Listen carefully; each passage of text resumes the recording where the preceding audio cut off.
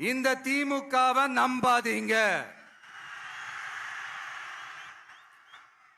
அவங்களுக்கு உங்களை நம்ப வச்சு ஏமாத்துறது தான் அவங்க வேலையே.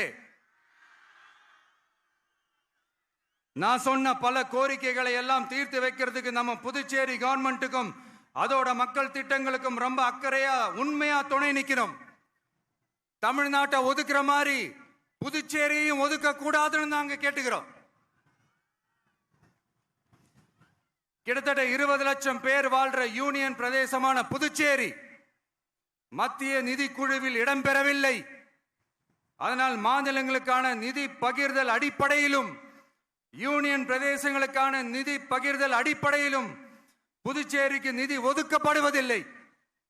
அதனால ஒவ்வொரு ஆண்டும் புதுச்சேரிக்கு தோராயமாகவே மத்திய அரசு நிதியை விடுவிக்கிறது.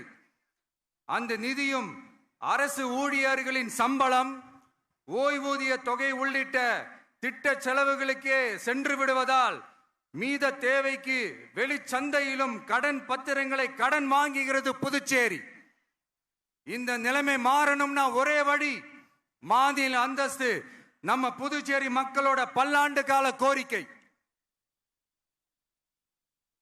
புதுச்சேரிக்கு போதுமான நிதி வரத்து இல்லாததுனால வெளியே கடன் வாங்க வேண்டியதா இருக்கு.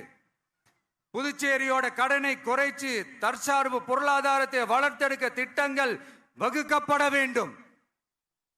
மாநில அந்தஸ்து வாங்கினா மட்டும் போதாது இல்லையா, தொழில் வளர்ச்சியும் தேவையாச்சே.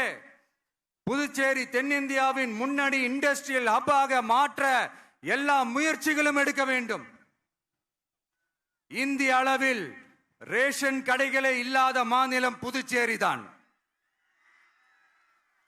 ஏழை எளிய மக்களுக்கு வாழ்வாதாரமே ரேஷன் கடைகள் தான்.